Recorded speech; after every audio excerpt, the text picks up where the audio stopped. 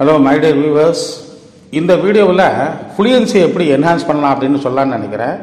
நீங்கள் fluency enhance பண்ணணும், அதை கூட்டணும் அப்படின்னு நினைக்கும்போது, இன்க்ரீஸ் பண்ணணும் அப்படின்னு நினைக்கும்போது டைரக்ட் இன்டைரக்ட் ஸ்பீச்சை இன்க்ளூட் பண்ணணும்.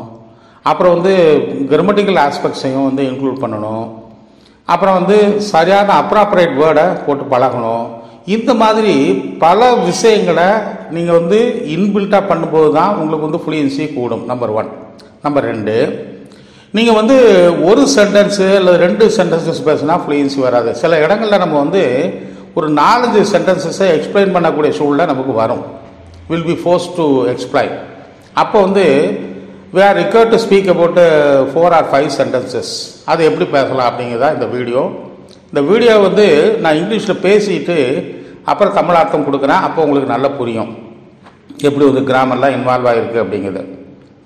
இது passage number 1. I just have to get it off my chest. It has been bothering long.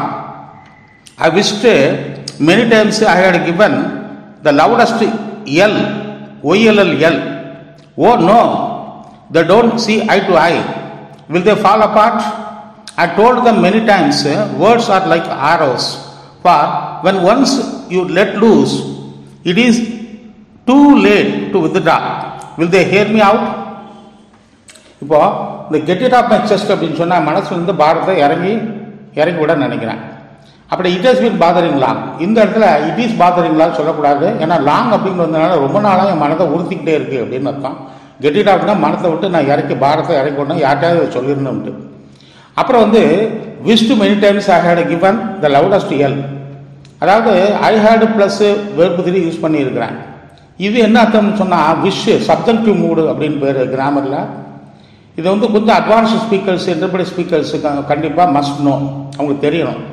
அப்புறம் they don't see eye to eye, அவங்க ஒருத்தர் இணக்கமாக இல்லை அப்படின்னு அர்த்தம்.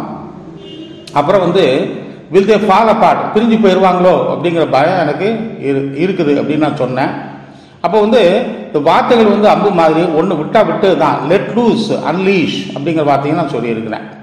இந்த மாதிரி பேச பழகினா தான் உங்களுக்கு ஃப்ளூயன்சி கூட்டுறதுக்கு நிறைய சான்சஸ் ஜாஸ்தியாக இருக்கு சார். இது நம்பர் 1.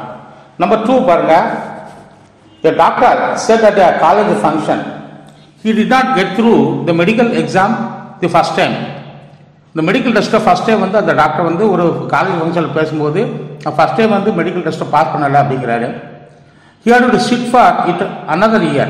இன்னொரு வருஷமும் அவர் உழைக்கணும், அப்படின்னா தான் அந்த மெடிக்கல் டெஸ்ட் பாஸ் பண்ணி அவர் MBBS பட்டம் வாங்க முடியும். his mother told him. அந்த டாக்டரோட அம்மா அவங்கள்ட்ட அப்போ சொல்லியிருந்திருக்காங்க, I am glad I can spend a year with you at home. எனக்கு ரொம்ப சந்தோஷமா இருக்கு, இன்னொரு வருஷம் நான் அவங்க கூட செலவழிக்கலாமே அப்படின்ட்டு. It left a mark in him. அதாவது மார்க் அப்படிங்கிறது ஒரு அந்த ஞாபகார்த்தம். இது மனசில் நல்லா பதிஞ்சிட்டு அந்த டாக்டருக்கு. ஆஹா, நம்ம ஒரு வருஷம் இன்னும் பாடுபடணுமே, ஒரு வருஷம் வேஸ்ட் ஆகிட்டோமே அப்படின்னு நினைக்கிறோம். ஆனால் நம்ம அம்மா என்ன நினைக்கிறாங்க, இன்னொரு வருஷம் என் கூட நல்லா ஸ்பெண்ட் பண்ணலாமா அப்படின்னு நினைக்கிறாங்க. அந்த திங்கிங்கை பாருங்க, பாசிட்டிவ் திங்கிங், அது என் மனசில் இன்னமும் நெருடிக்கிட்டு இருக்கு அப்படின்னு அந்த டாக்டர் சொல்கிறார். இதுதான் சார் அது அந்த பேசேஜ். அப்புறம் 3வது பாருங்க. I had been working at XYZ company in Tambaram. அதாவது அட்டு அப்படி இன் தாம்பரம். தாம்பரம் சொல்லி சென்னை சொல்லும்போது தாம்பரம் அட்டு வந்துடும், இன் சென்னை வந்துடும். I use to take the suburban train. நான் புறநகர ட்ரெயினில் தான் ட்ராவல் பண்ணுவேன் என்னுடைய ஒர்க் பிளேஸ் போகிறதுக்கு. Ever since the lockdown was announced. Lockdown announce பண்ணதுலேருந்து I couldn't go to work. இந்த இடத்துல I cannot go to work சொல்லக்கூடாது, ஏன்னா பாஸ்ட் டென்ஸ். எனக்கு என்னால் வேலைக்கு போக முடியல. மெனி லைக் மீ, என்ன போல நிறைய பேர் ஹவ் லாஸ்ட் தேர் லைவ்லிஹுட். என்னோட வாழ்வாதாரத்தை நிறைய பேர் என்ன போல நிறைய பேர் இழந்திருக்காங்க.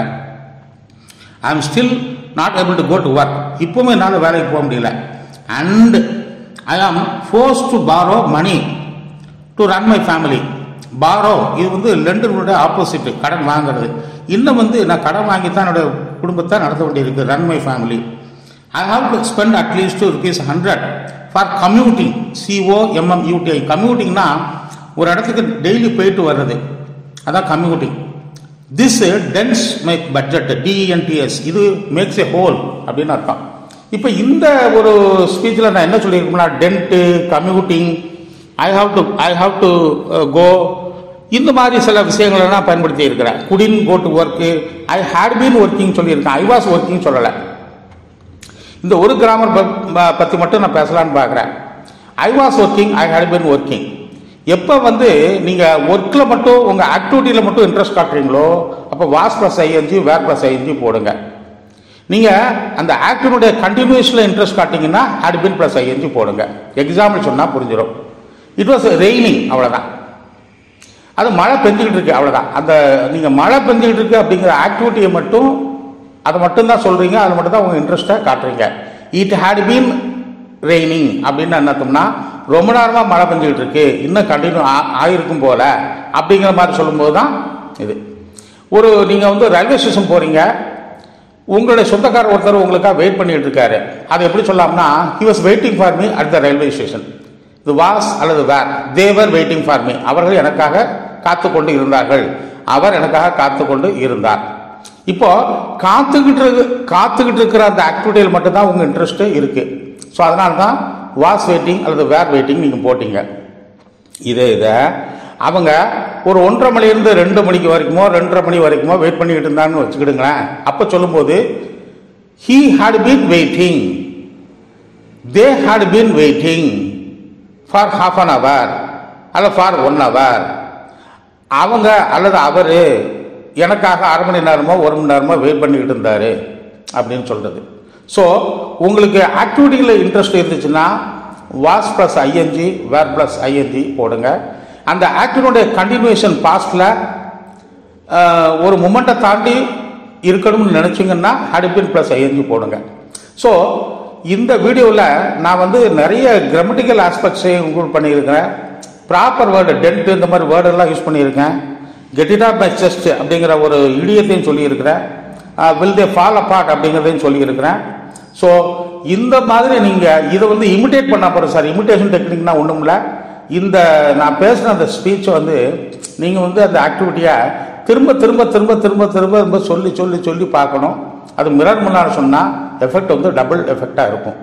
இந்த வீடியோ உங்களுக்கு கண்டிப்பாக பிடிக்கும் அப்படிங்கிற நம்பிக்கை எனக்கு ரொம்பவே இருக்குது. கமெண்ட் பண்ணுங்கள், ஷேர் பண்ணுங்கள், பெல் ஐக்கானை ப்ரெஸ் பண்ண மறந்துடாங்க. தேங்க்யூ.